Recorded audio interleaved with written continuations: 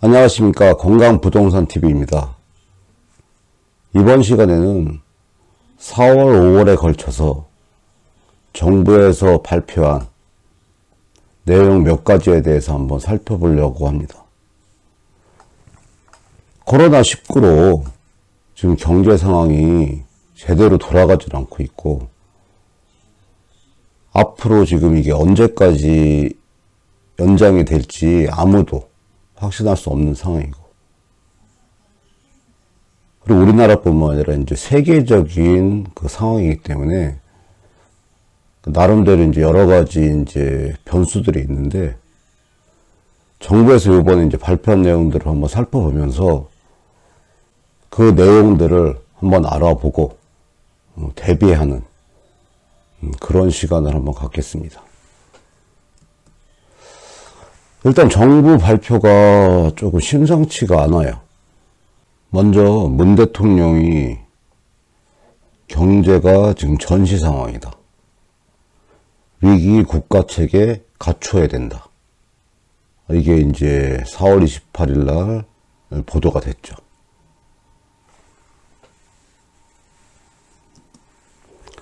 그 다음에 또 이제 5월 4일 날 기재부의 이제 김용범 차관이 최악은 아직 오지도 않았다. 이런 이제 섬뜩한 이제 또 경고를 또 한 보도가 나왔습니다. 또 이제 홍남기 이제 부총리가 한국 경제가 엄청난 충격이다. 경험 못한 침체 우려가 있다. 이런 굉장히 조금 이렇게 겁도 나고 위기의식을 강조하기 위한 그 내용일 수도 있겠지만, 이런 부분은 살펴봐야 될 것 같습니다. 구체적으로 한번 어떤 내용들로 이런 발표를 했나 한번 알아보면요. 일단 문 대통령이 얘기한 게 이제 국무회의 때 이 내용을 얘기했는데, 2, 4분기 이제 경제 성장률을 이제 예상을 하는데 1, 4분기 이제 마이너스를 기록한 1, 4분기보다 더 안 좋은 이제 흐름이 예상된다는 거죠. 코로나19에 대한 이제 경제 상황이 특히 2, 4분기부터 반영이 되다 보니까 훨씬 더 이제 안 좋은 그런 예상이 되나 봅니다. 또한 이제 세계 경제의 이제 깊은 침체 속에서 저희들이 나름대로 이제 선방을 하고 있었는데, 이게 이제 이른 시일 내에 이제 반전하기가 힘든 상황이다. 이런 내용을 얘기를 했고요. 그건 이제 실물 경제의 위축과 그럼으로써 이제 일자리 같은 이제 고용 충격이 오고, 그러면서 앞으로가 이제 더욱 걱정이 된다는 거고, 이런 걸 대비하기 위해서 3차 추경안도 실기하지 않아야 된다는 내용. 그리고 또 내수 활력 대책도 준비하고 이제 추진할 때다. 이런 내용을 얘기했는데, 지금 코로나19가 조금 주춤하나 싶더니 또 집단 발병이 나오고, 이게 언제 끝날지를 모르는 상황이기 때문에 확실히 현재 이제 위기 상황이 있다는 거는 맞는 것 같고요. 이 부분에 대해서 정부에서도 여러 가지 채널로 해가지고 그 위기에 대한 그 발표를 하는 것 같습니다. 그리고 두 번째 또 이제 홍남기 부총리가 한 경제에 엄청난 충격이 올 거다. 경험 못한 침체 우려가 있다는 건 그 대외 장관 회의에서 발언을 한 겁니다. 그 내용을 이제 살펴보면, 코로나19로 인해서 지금 뭐 항공편도 거의 끊어졌고, 각 나라마다 이제 봉쇄를 하고 있는 입장에서 세계 교역이 이제 급감을 하게 돼 있고, 그러면서 두 번째 이제 대외 변동성, 불확실성이 이제 급증을 하고, 세 번째는 인적 물적 자원은 이제 국가 간 이동이 이제 단절되고 이제 제한이 되고 있는 거죠. 그리고서 네 번째 이제 GVC, 그러니까 글로벌 가치사슬, 국제 분업 구조가 약화가 된다는 얘기죠. 4월 1일부터 이제 20일 수출이 전년 동기 대비 26.9%가 이제 감소됐답니다. 그리고 지금 국제 유가가 이제 대폭 또 하락을 하고 있고, 여러 가지 외국인들이 그 직접 투자하는 게 이제 급감을 하게 되고, 그러면서 위험자산 회피와 이제 안전자산 선호에 따른 국제 금융시장 이제 대외 변동성과 불확실성이 이제 급증을 한다는 내용이죠.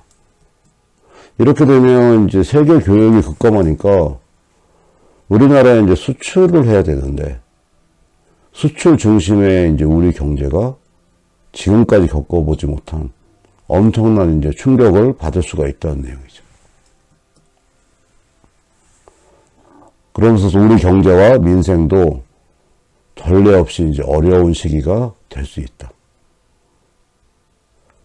참 이 내용이 이제 무서운 내용이죠. 그런데 우리나라뿐만의 문제가 아니라 이 세계적인 문제이기 때문에 이런 내용이 현실로 닥칠 가능성이 지금 많기 때문에 철저히 지금 대비를 해야 될 것 같습니다. 그것도 이번은 이제 최악은 아직 오지 않았다. 지금도 자영업자들이 힘들어하고 경제가 거의 멈춘 상태인데 아직 최악은 오지 않았다고 그 거시경제금융회의에서 기재부 이제 차관이 얘기를 한 내용입니다. 구체적으로 살펴보면 대부분 전문가들이 이제 2, 4분기를 이제 저점으로 전망하고 있고, 그러면서 실물 이제 경기 침체나 실업 등이 이제부터 이제 본격적으로 시작이 된다는 얘기죠. 그래서 이제부터 시작돼서 점점 더 이제 심해질 수 있다. 그런 경고를 한 거죠.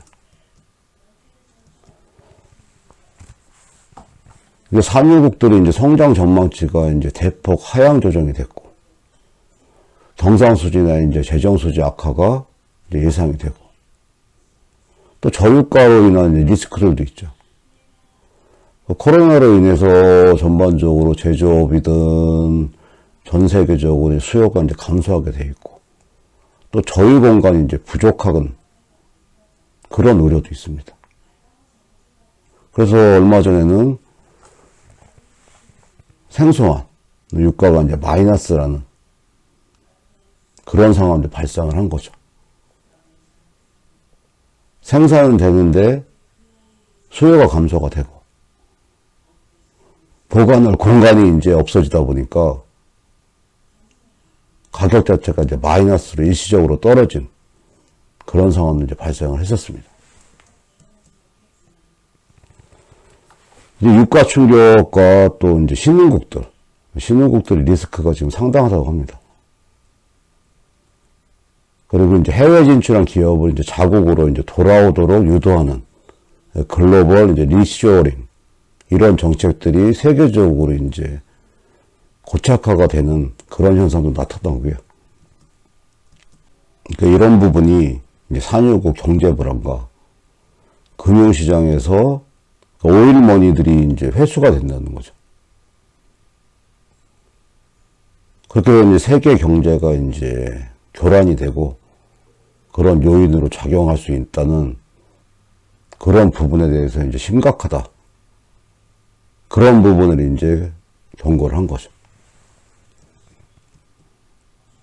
그럼 여기서 지금 신흥국 상황을 예의주시해야 된다고 했는데, 이런 보도가 지금 여러 가지 지금 나오고 있습니다. 그러니까 IMF, 국제통화기금에 따르면 지금 현재 이미 이제 100개 이상 신흥국이 구제금융을 이제 신청하거나 문의했다는 발표 내용이 있었고요. 이런 부분은 이제 코로나19가 특히 낙후된 이제 보건의료체계가 있는 국가들은 현재 감염병 확산에 이제 속수무책인 상태이고, 그러면 그 나라 자체가 이제 마비가 되는 거죠. 우리나라도 계속 지금 자가격리가 완전히 이제 풀리지는 않았지만 거의 경제활동 자체가 원활하게 돌아가지 않는데, 신흥국들 같은 경우는 이게 더 심하다는 얘기죠. 그러면서 급격한 이제 자본이 유출이 되고, 그렇게 되면 이제 외환 보유액이 이제 감소가 되는 거죠. 그래서 IMF에 이제 이런 구제금융을 신청하거나 문의를 했다는 얘기인데, 그게 이제 100개 나라 이상이 된다는 내용입니다. 이 부분은 지금 심각한 거죠. 그러니까 과거 IMF, 미국발 금융위기 때와 같은 신흥국 위기가 굉장히 여러 나라에서 발생할 위험성이 있다. 이런 얘기입니다. 지금 남유럽, 미국, 중국도 보면 그 국가 부채 증가하고 은행 건전성이 이제 악화에 직면한 특히 남유럽 국가들, 이런 국가들 중심으로 이제 반유럽 연합 정서가 또 고조가 되고 있고, 이 와중에 지금 미국과 중국은 계속 이제 갈등으로 다시 또 무역 갈등이 이제 재현될 또 조짐을 보이고, 지금까지 우리나라가 이제 여러 가지 고비가 있었는데, 뭐 IMF, 뭐 금융위기, 그런 부분은 IMF는 우리나라 자체만의 문제였고, 금융위기 때도 이렇게 심각한 경고들이 나오진 않았던 것 같은데, 지금 코로나19라는 전염병이지만 전 세계적으로 지금 해결을 못하고 있고, 또 전 세계적인 지금 상황이기 때문에 우리나라뿐만 아니라 세계적인 경제가 공황으로도 갈 수 있는 그런 상황이기 때문에 이런 내용들을 좀 살펴보고 거기에 맞는 준비와 대비를 해야 될 시점인 것 같습니다. 국난 극복의 이제 핵심은 결국은 일자리죠, 일자리. 일자리인데, 지금 뭐, 항공업계, 뭐, 여행업계, 일반 또 자영업들, 뭐, 음식점, 뭐, 백화점, 유통업체, 일부 제외하고는 대부분 지금 거의 수익을 못 내기 때문에, 그것도 앞으로 미래도 어떻게 될지 모르기 때문에 이 일자리는 당연히 없어지게 돼 있는 거고요. 그러다 보면 여러 가지 이제 문제가 발생을 하는 거죠. 특히 자영업자들이 무너지게 되면 거기에 이제 고용된 인력부터 해가지고 많은 일자리가 당연히 사라질 거고, 자영업자들이 뭐 폐업을 하게 되거나 어떤 경제활동을 못하게 되면 우리나라 경제 전반적으로 침체되는 것은 기정사실입니다. 그래서 일자리 지키기 위한 이제 지원에 이제 총력을 해야 되겠다. 그러면서 한국판 뉴딜 프로젝트 발굴에 새로운 이제 일자리 창출을 해야 되겠다. 이런 내용들을 계속 얘기를 하고 발표를 하는 거죠. 그리고 5월 9일 날 이제 이거는 미국 얘기인데, 실업률 대공황 이후 최악이다. 일자리가 이제 2천만 개 증발했다는 이런 내용인 기사가 나왔습니다.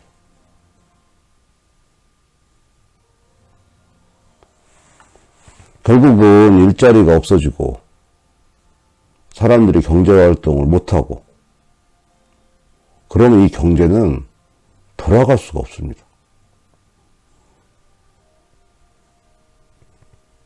이렇게 되면 이제 부동산이라는 거는 특히 굉장히 이제 밀접한 관계가 있고요. 많은 매물이 나오고 그러므로써 지금 가격 자체가 이제 변동성이 굉장히 큰 폭으로 왔다 갔다 거릴 수가 있습니다.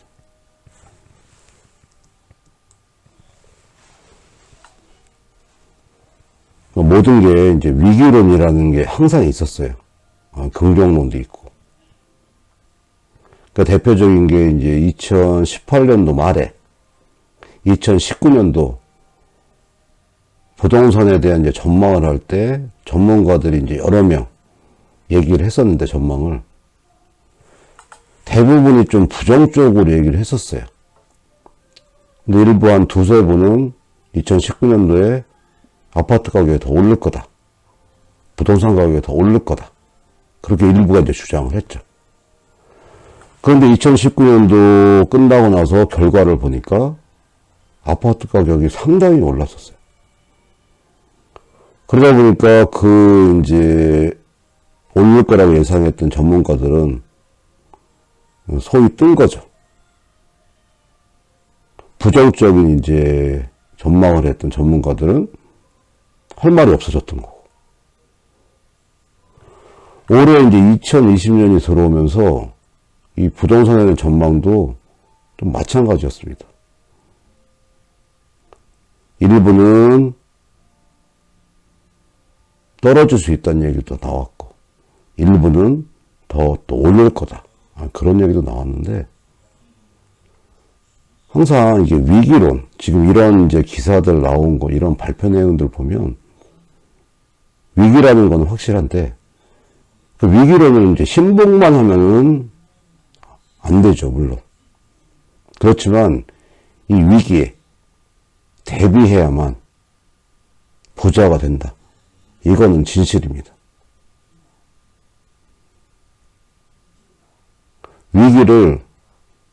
위기로 알고 미리 대비하는 분이 부자가 되는 거고요. 위기를 미리 대비하지 못하고 위기에서 허우적거리기만 하는 분들은 결국은 더 힘들어지는 그런 상황을 맞게 되는 게 이 경제 전반적인 상황인 것 같습니다. 아무쪼록 이 코로나19가 맨 처음에는 별거 아닌 것 같던 이 전염병 하나가 우리나라 경제, 나아가 지금 세계적인 경제를 마비시키고 있는데 아무쪼록 하루빨리 이게 종식이 됐으면 하는 바람이고요. 그래서 지금 이런 이제 발표 내용들에 대한 그 결과가 위기보다는 긍정적인 방향으로 펼쳐지게 하는 바람입니다.